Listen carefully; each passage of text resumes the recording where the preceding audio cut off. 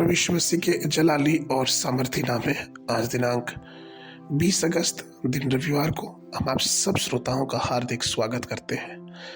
आज के दिन के लिए वचन लिया गया है व्यवस्था विवरण की पुस्तक उसका 25 अध्याय 19 पद। इसलिए जब तेरा परमेश्वर यहोवा उस देश में जो वह तेरे भाग करके तेरे अधिकार में कर देता है तुझे चारों ओर के सब शत्रु से विश्राम दे, तब अमालेक का नाम पृथ्वी पर से मिटा डालना और तुम इस बात को न भूलना।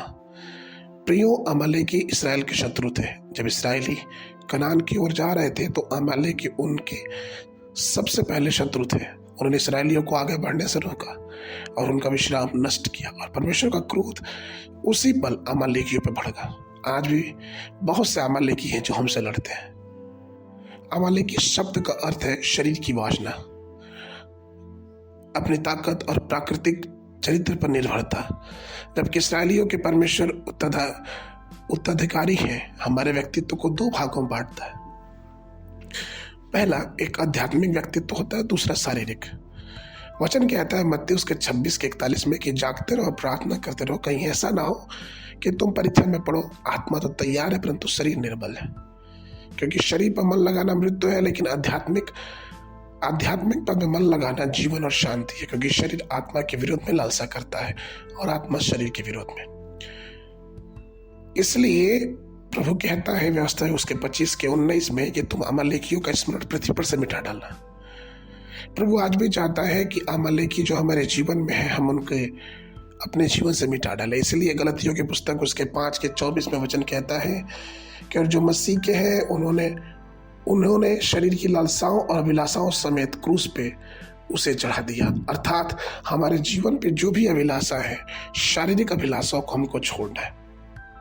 एक बार बुजुर्ग व्यक्ति से बात करते हुए मैंने पाया कि उसने कहा कि मैंने अपनी युवा अवस्था में शरीर की अभिलाषाओं से लड़ा हूँ, लेकिन सच ये है कि अब भी बुढ़ापे में भी मैं युवा अवस्था से ज़्यादा अधिक वासनाओं से लड़ रहा हूँ। हालांकि मेरा शरीर बूढ़ा हो गया, लेकिन मेरे विचार और मेरे दिमाग अभी भी युवा है और इसलिए मैं शारीरिक लालसाओं से लड़ता हूँ। प्रियो, यही अमालेक की आत्मा है।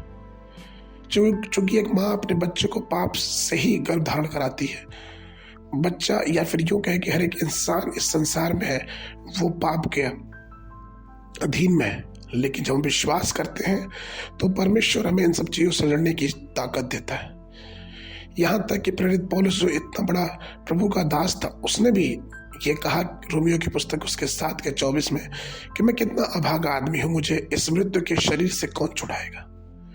वो इस शरीर की बातों से लड़ता था, संघर्ष करता था। इसलिए परमेश्वर प्रिय लोगों, जब भी अपने जीवन में ऐसी लड़ाइयों का सामना करें जो आपको लगे कि ये अमालेकी है, तो जरूरी है कि बड़े पैमाने पर इसको नष्ट करें। अपने जीवन की शारीरिक वासनाओं को छोड़े, इससे युद्ध करें। और ये हमसे नहीं, ये परमेश्वर की आत्मा से संभव है। परमेश्वर की आत्मा में मगन होकर पवित्रता की तलाश करें, जिससे परमेश्वर हमें एक विजयी जीवन प्रदान करे और परमेश्वर हमें अमालेकियों के युद्ध के बाद विश्राम भी दे। आज के मनन के लिए जकरिया नबी की पुस्तक उसका 4:6 पद।